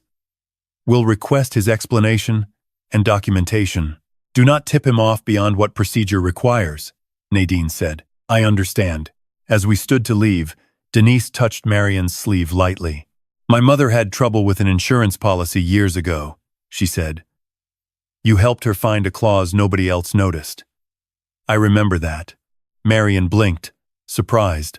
Denise smiled. "I'm glad you brought your notebook." Outside the bank, the autumn air felt colder than when we had gone in, but cleaner somehow. I stood on the sidewalk with my cane in one hand and Nadine's folder under Marian's arm. We had not won anything. No money had been returned. No accusation had been proven. Calvin had not even been confronted. But for the first time, someone outside our marriage had looked at the same papers and seen what we saw. That mattered. That evening, while Marian was putting soup on the stove, the phone rang. Not the house phone. Her cell. She looked at the screen and frowned. "I don't know the number." "Let it go," I said. But she answered. "Hello?" She listened. Her eyes moved to mine. "Yes." she said slowly. This is Marian Hensley. Another pause. Then her face changed, not into fear, but into recognition. Paige? I set down the spoon I had been holding. Marian turned away from the stove and pressed the phone closer to her ear. Yes, she said. You can tell me. She listened for nearly a minute, the kitchen filled with the smell of simmering broth and something else, something sharper, like the air before a storm. When Marian finally spoke, her voice was quiet. Would you be willing to put that in writing? A pause. I understand you're scared. Another pause. No. You wouldn't be hurting us. You'd be telling the truth. When she hung up, she stood very still. What did Paige say? I asked. Marian turned to me. She said Calvin told her what to look for before she ever came here. Confusion about bills, anxiety about mail, trouble managing medication. She said he asked her to be very careful to document anything that might support increased oversight. I felt my hand close around the edge of the counter. She saw the statement? I asked. No. She doesn't know about the money. Marian swallowed. But she said she didn't see what he described. She said she's willing to write that down. I looked toward the living room, where my cane leaned against the arm of the chair. For weeks, Calvin had been trying to make the world smaller around us. Fewer phone calls, fewer statements, fewer people believing what we said. But now the world was widening again. A lawyer, a doctor, a teller who looked twice, a caregiver who had been handed a script and decided not to read it. Marian returned to the table and opened the green notebook to a fresh page. At the top, she wrote, Paige called. Then she paused. For the first time in days, her hand trembled. I placed my palm over hers, not to stop her, to steady the record. She took a breath and continued writing. The meeting was scheduled for 10 o'clock on a Thursday morning. That was how Owen Lark described it. Not a confrontation, not an accusation, not a family intervention. A review. There was something almost gentle about the word, and something frightening too. A review did not shout. It did not slam its hand on a table. It simply opened a file and asked the facts to stand where everyone could see them. Nadine told us that was exactly what we needed.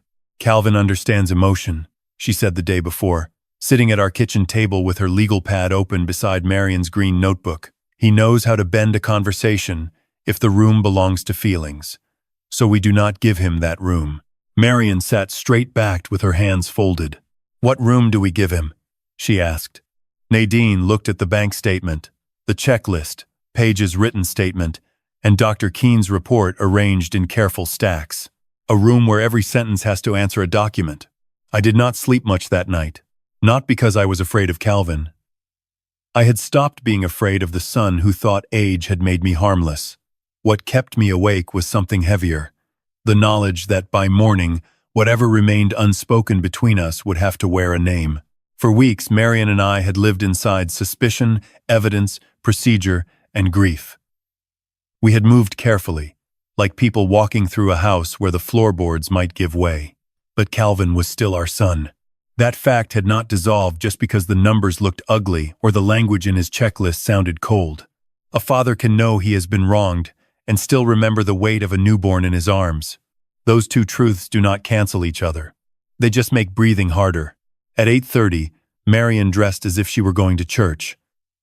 Dark skirt, cream blouse, small pearl earrings I had bought her for our 35th anniversary. She pinned her hair back with more care than usual. I put on a navy jacket, though the left sleeve had become loose since surgery and hung a little strangely at my wrist. You look handsome, she said. I look like a man who lost an argument with his own knee. You always did talk too much when you were nervous. That made me smile. A small smile. Enough. Nadine drove separately and met us in the bank parking lot. The sky was pale and low, the kind of Wisconsin morning that made every building look more honest than pretty. Cedar Lake Community Bank sat at the corner of Main and Water Street, its glass doors reflecting bare trees and passing cars. Calvin's SUV was already there. Marian saw it before I did. She stopped beside our Buick, one hand on the doorframe. Nadine noticed and said quietly, "You do not have to perform calm. You only have to remain accurate." That was Nadine's gift. She did not ask us to become stronger than we were. She asked us to become precise. Inside, Denise Malloy greeted us near the teller line.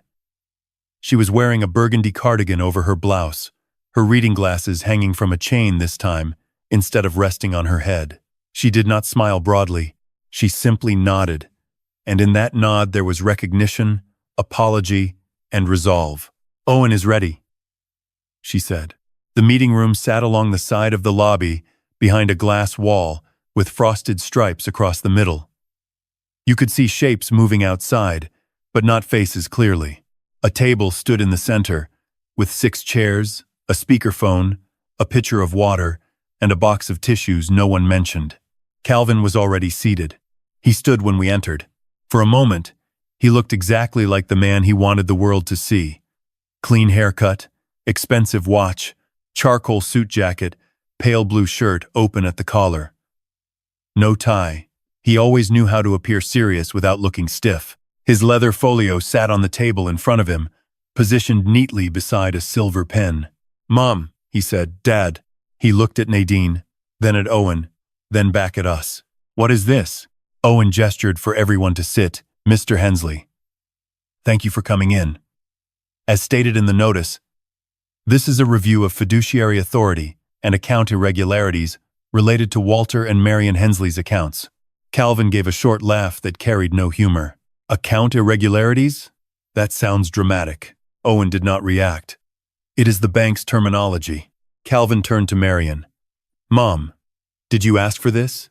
Marian sat down slowly. "I brought documents to the bank.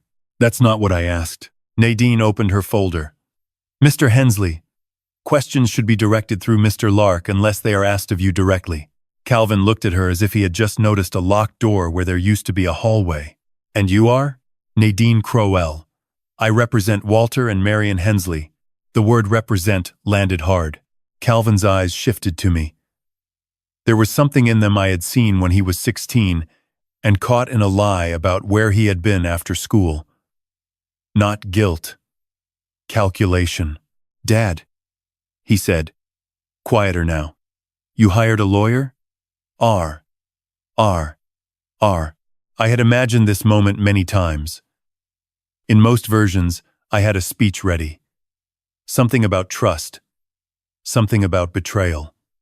Something about how deeply he had wounded his mother. But when the moment came, speeches felt cheap. "Yes," I said. "That was all." Owen began with the cleanest question. "Mr. Hensley, can you explain the purpose of the Hensley household management account?" Calvin leaned back slightly, as if relieved to enter familiar territory. "Of course. After Dad's surgery, my parents authorized me to assist with bills and household expenses. The account was simply a tool to separate routine expenses from their primary checking, cleaner bookkeeping." Owen nodded and made a note. "What expenses were paid from that account?" "Utilities, insurance, medical costs, general support. Do you have receipts or payment records showing those expenses?" Calvin opened his folio. "I have some summaries." "Summaries prepared by whom?" "By me." Owen's pen moved once. "We will need third-party documentation." Calvin's smile tightened. "I wasn't aware I was being audited." "It is a review," Owen said. That word again. Review. A dull blade, but a blade all the same. Owen placed a printed transaction list on the table, turned so Calvin could read it. Several transfers from the household management account were routed to an account associated with Cedar Lake Dignity Home Services, LLC. "Are you familiar with that entity?" Calvin's hand paused over his folio. "Yes, that's my company." "Your company connected to the senior home care franchise?"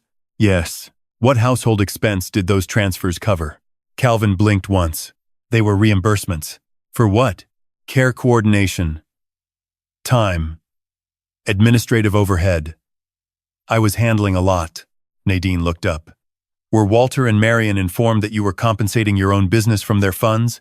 Calvin's face sharpened. "I wasn't compensating myself. I was covering expenses." "Documented where?" Owen asked.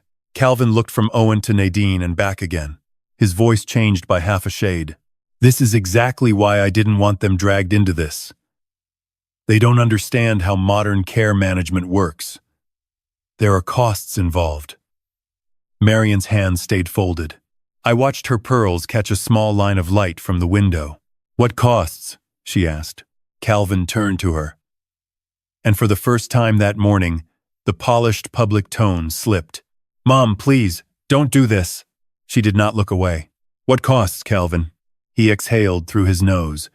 Mileage, calls, coordination, research, franchise setup gave me resources I could use for you two.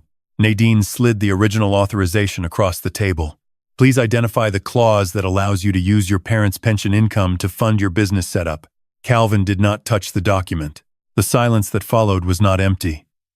It had weight. It pressed against the glass walls and made the lobby outside seem far away. Then Calvin did what he had always done when facts narrowed around him.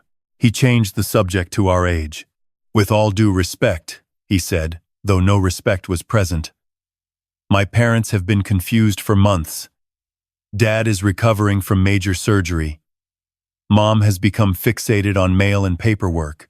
I've been trying to keep things stable. Owen's expression did not move. Confused in what way? Calvin spread his hands. Bills. Insurance. Bank cards. They misinterpret notices. They panic over routine processing. Did either Walter or Marian consent to changing the account verification phone number to yours? Owen asked. They authorized me to assist. That was not my question. Calvin looked irritated now. They don't remember every conversation. Nadine opened another folder. It was thin. Somehow that made it more powerful. Dr. Samuel Keene evaluated both Walter and Marian this week, she said. His written opinion is that neither lacks capacity to manage personal or financial decisions. He found no evidence supporting broad financial incapacity. Calvin's eyes flickered. For the first time, surprise got through. When did that happen? He asked. Nadine did not answer. Owen took the report and placed it with the bank file. Calvin looked at Marian. You went to a doctor behind my back? Marian's voice was quiet. We went to a doctor because you were trying to put words around us that did not belong. His face reddened. I was trying to protect you. No, she said. You were trying to define us. I had heard Marian angry a few times in 50 years, but this was not anger. It was cleaner than anger. It was a woman laying down a line after carrying it too long in both hands. Calvin opened his mouth, closed it, then turned to Owen. This is ridiculous. A doctor sees them for one appointment, and suddenly that overrides months of real-life concern? Nadine slid another document forward. Paige Ellison provided a written statement. She says you described the Hensleys as confused, anxious about mail, and unable to manage medications before she ever met them. She further states she did not personally observe the level of impairment you suggested. Calvin went very still. It was the first true stillness I had seen in him all morning. Not calm, trapped. Paige is inexperienced, he said. Perhaps, Nadine replied. But she can read a medication chart, and she can describe what you asked her to document. Calvin looked toward the glass wall. Outside, Denise was standing at a teller station pretending not to watch. Beyond her, an elderly man in a baseball cap filled out a deposit slip. The ordinary business of the bank continued, indifferent to the fact that a family was being dismantled behind frosted glass. That was the strange cruelty of public places. Your world could break while someone 10 feet away asked for a roll of quarters. Owen returned to the transaction list. Mr. Hensley, we need documentation supporting the transfers to Cedar Lake Dignity Home Services, LLC. We also need documentation for the change to paperless delivery, phone verification, and your assertion that these changes were made with informed consent. I had authority, Calvin said. Authority carries obligations. That's a legal opinion. It is a banking concern, Owen replied. Especially when funds from older clients are routed to an entity controlled by the agent. Calvin's polished face was gone now. In its place was someone harder. Someone tired of pretending we were all having a misunderstanding. You have no idea what I've been carrying, he said. There it was. Not apology. Just Borden. The franchise has deadlines, he continued. Licensing fees, training deposits, insurance requirements. If I miss the capital review, Everything collapses. Marian closed her eyes. Only for a second, but I saw what that admission did to her. Owen looked up slowly. Are you saying funds from your parents' account were used to satisfy requirements for your franchise? Calvin realized too late what he had said. I'm saying everything was connected. Their care. My business. The family's future. Their care, Nadine said. Or your business. He turned on her. You don't understand family. No, Nadine said evenly. I understand fiduciary duty. Calvin pushed back his chair. The legs scraped the floor with a harsh sound that made everyone outside the glass glance over. He stood, breathing hard. Mom, Dad. This is insane. After everything I've done, after every appointment, every errand, every call, you're going to sit here and let strangers treat me like a criminal? I looked at him. For a moment, I did not see the suit or the watch or the man trying to save his business with our money. I saw the little boy who once cried because he broke a neighbor's window with a baseball and thought I would stop loving him. That memory hurt. Then I looked down at the transaction list. Pain did not change the numbers. You were given trust, I said. Calvin's jaw moved. You made it into access. He stared at me as if the words had struck harder than shouting would have. Then he turned toward Marian. Mom? There was almost a plea in his voice. Almost. Marian did not rescue him from the room. You told people I was paranoid because I wanted to read my own mail, she said. You told a caregiver to look for confusion that wasn't there. You moved your father's pension into an account we never opened. If I protect you from the truth now, I become part of the lie. Calvin looked around the room, searching for softness and finding none. Owen closed the folder. Mr. Hensley, pending review, the bank is restricting your access to the accounts in question. We will provide a written request for supporting documentation. We may also file a report concerning suspected financial exploitation, as required by policy and applicable law. Calvin laughed once, low and bitter. So that's it? No, Nadine said. That is the beginning of the review. He gathered his folio with hands that were not as steady as before. At the door, he paused. You're making a mistake, he said. No one answered. He looked at me last. Not with grief. With accusation. Then he walked out. Through the glass wall, I watched my son cross the lobby. Denise stepped slightly aside. Calvin did not look at her. He pushed through the bank doors into the cold morning and disappeared into the pale reflection of Main Street. For several seconds, no one moved. The room seemed too bright, too quiet. My knee ached. My hands felt cold. Marian sat beside me, staring at the place where Calvin had stood. Owen began gathering papers with the solemn care of a man who knew the difference between a file and a wound. Nadine touched Marian's shoulder lightly. You both did well. Marian let out a breath that shook. I don't feel like we did well. No, Nadine said. You probably feel like parents. That was the truest thing anyone had said all morning. As we stood to leave, I remained seated a moment longer. There was one question I had not planned to ask Calvin. It had come to me while he spoke about franchise deadlines and capital requirements, while he wrapped our money in words like family's future. When I finally rose, he was already gone. But the question stayed with me. Later, in the parking lot, I said it aloud. Not to Calvin, but to the cold air, to Marian, to whatever part of myself still needed to understand. He wants to build a company caring for old people, I said. Where did we fit in his business plan? Marian looked at me. Her eyes were wet now, but her voice did not break. Under expenses, she said, and that was the moment the last soft place inside me closed. Not forever. Not against love. Against being used. We drove home without stopping. The bank had not given us justice yet. No judge had spoken. No money had been returned.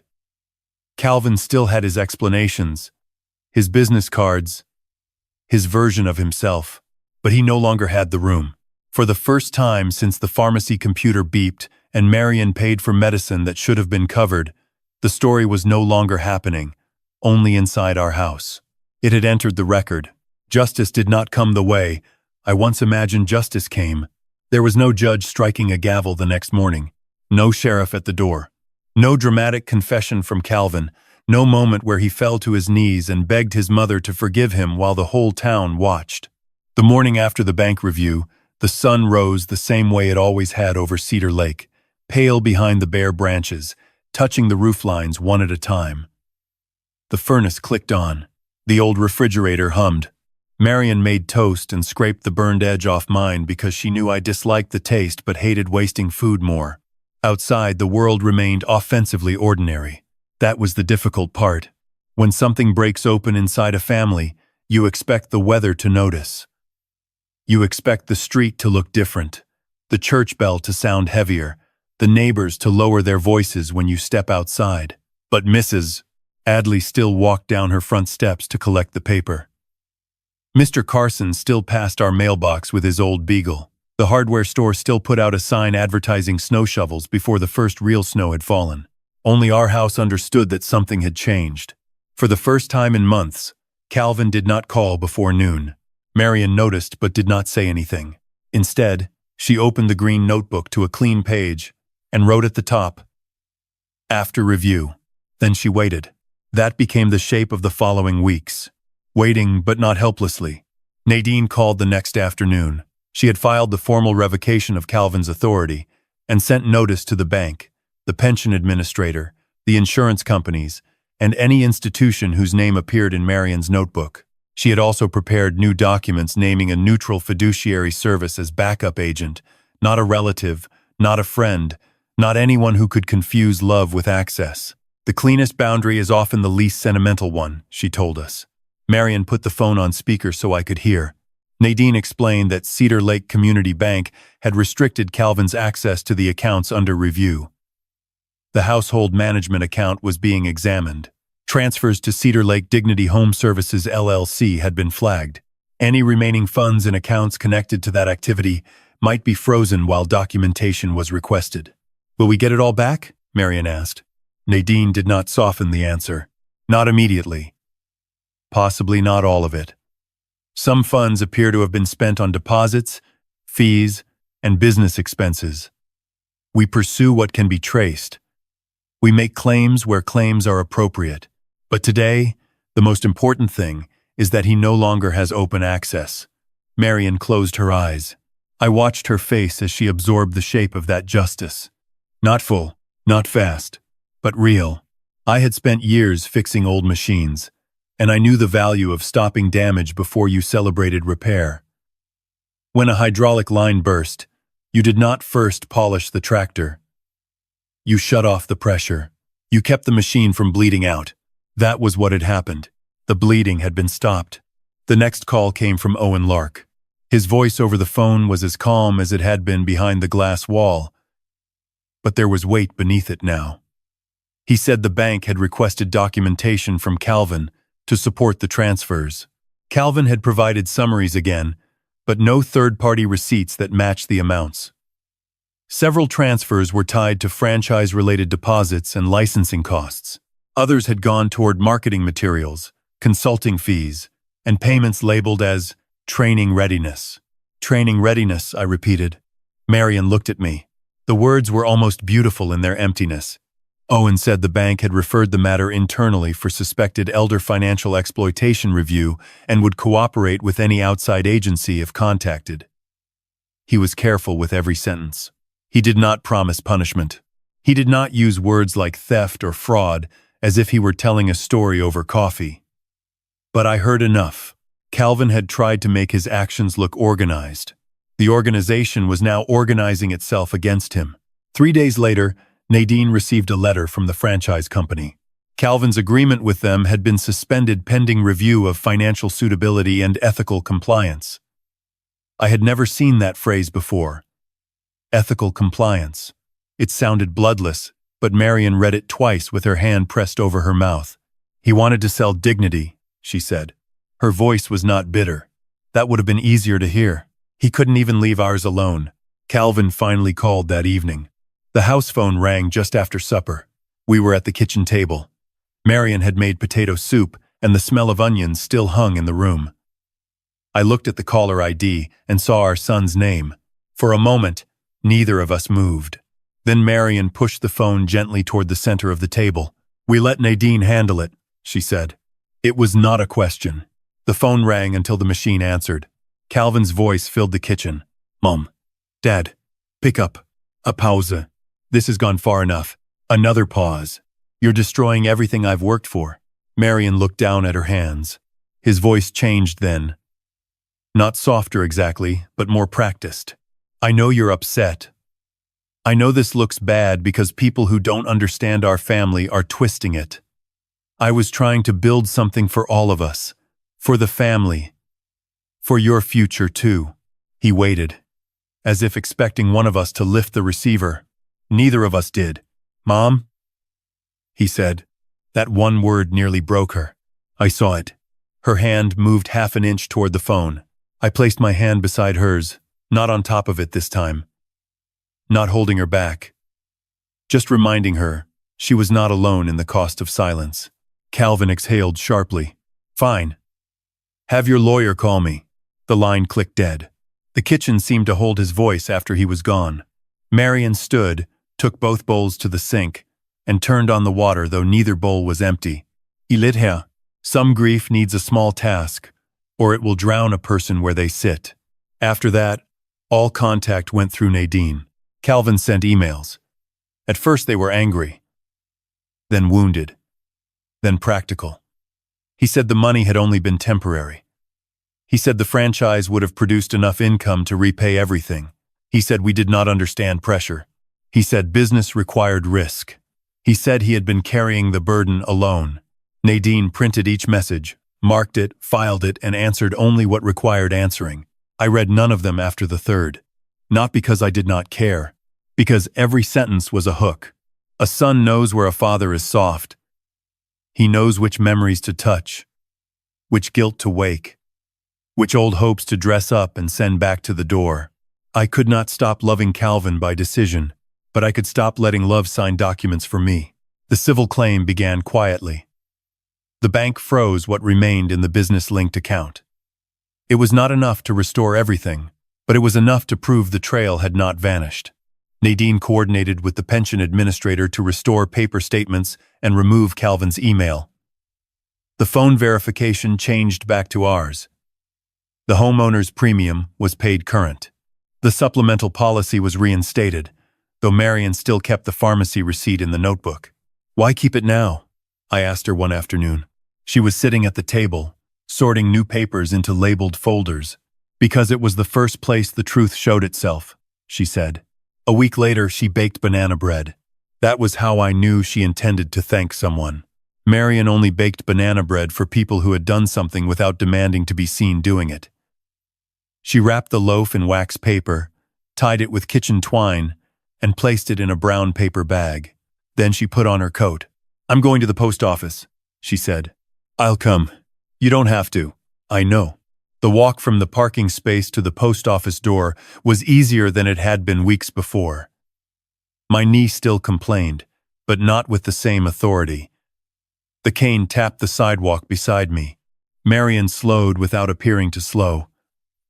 I loved her for that. Inside, Eloise Brenner was sorting packages near the back counter.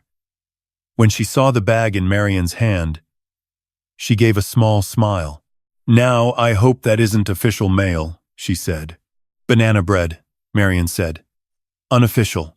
Eloise came around the counter during a lull and accepted it with both hands. You didn't have to do that. I know. I wanted to. Eloise looked from Marian to me, and her expression softened just enough to show us the woman beneath the uniform. Did the P.O. box help?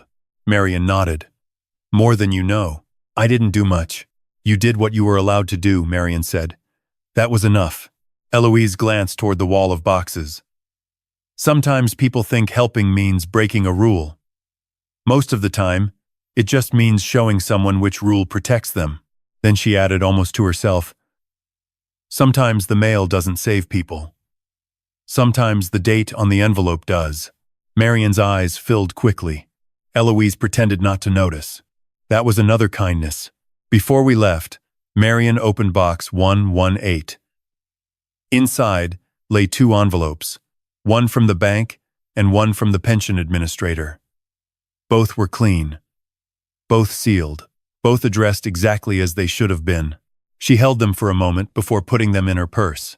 A sealed envelope should not feel like a blessing, but that day it did. Winter came early that year, not in a dramatic storm, but in small signs. Frost on the mailbox, breath visible above the porch rail, the smell of snow before snow itself. My knee improved by degrees, each one earned. I walked to the end of the driveway without stopping, then to the neighbor's maple, then, one clear morning, all the way to the porch steps without the cane. Marian watched from the doorway. She did not clap. She knew better. She simply said, "You're showing off." "I am. You've earned it." I stood at the porch rail, both hands resting on the wood, looking out at the street where Calvin used to time his visits for an audience. The mailbox stood at the edge of the yard, red flag down, ordinary and harmless looking. I knew better now. Ordinary things could carry danger. They could carry rescue too. A month after the bank review, Nadine asked if we would consider speaking at a small community meeting about financial exploitation of older adults. Not a speech about Calvin, not a public confession, just a few words about records, mail, documents, and asking for help early. Marian said no at first. Then she said maybe. Then, on the morning of the meeting, she put on the same pearl earrings she had worn to the bank. The Cedar Lake Community Center smelled of coffee, floor polish, and folding chairs. Maybe 30 people came, most of them older, a few adult children, one pastor, 2 bank employees, and Eloise standing near the back with her arms folded. Nadine spoke first. Owen explained warning signs in careful language. Denise talked about account alerts and trusted contacts. Then Marian stood. She did not tell the whole story. She did not say Calvin's name. She held up her green notebook. "This saved us from having to remember under pressure," she said. "When someone tells you not to write things down, write them down." People leaned forward. Then she looked at me. I had not planned to speak, but I stood anyway. My knee held. "My son brought me a paper after surgery," I said. "He said it was about convenience." The room was very quiet. I looked at the faces in front of me, men and women who had signed things because they were tired, because they trusted family, because they did not want to seem difficult, because love had made them polite at the exact moment they needed to be careful. "Don't sign anything just because the person handing you the paper calls you mom or dad," I said. "Real love does not need you confused in order to feel safe." No one applauded right away. I was grateful for that. Some truths should not be clapped at too quickly. Afterward, an older woman in a red coat came up to Marian and asked where to begin if she thought her nephew had changed something on her account. Marian did not give legal advice. She gave Nadine's card and told her to start with statements. That was enough. Quiet justice, I learned, is not always the ruin of the person who harmed you. Sometimes it is the first sealed letter after months of opened ones. Sometimes it is a bank account your son can no longer enter. Sometimes it is your wife sleeping through the night because the phone no longer rings with his name on it. Sometimes it is standing in a room full of people and telling them, without shame, that you were almost fooled because you loved someone. Calvin did not disappear from our lives. Life is rarely that tidy. There were attorneys, claims, frozen funds, and letters with firm language. There were days I missed the son I thought I had, and days I was angry enough to hope his business cards turned to dust in his hands. But our house became ours again. The mail came sealed. The phone stayed quiet. And one cold morning, Marian opened a bank envelope at the kitchen table, read it, and placed it in a new folder labeled Current. Not evidence. Current. I looked at that word for a long time. Then I looked at her. She smiled, small and tired and real. For the first time in months, the future did not feel like something Calvin was processing for us. It felt like something arriving in our own names. Sometimes justice does not arrive with noise. Sometimes it comes as a sealed letter, a quiet record, a locked account, and the courage to say, "No more." Even to someone you love. Walter and Marian's story reminds us that love should never require us to surrender our dignity, our voice, or our peace. And sometimes, by God's grace, the smallest honest things, a note in a notebook, a date on an envelope, a person willing to listen, become the beginning of protection. If this story touched your heart, share your thoughts in the comments. Have you ever seen someone confuse trust with control? Thank you for watching. Please subscribe for more calm stories of family, truth, and quiet justice. May you and your loved ones be protected, guided, and blessed with peace.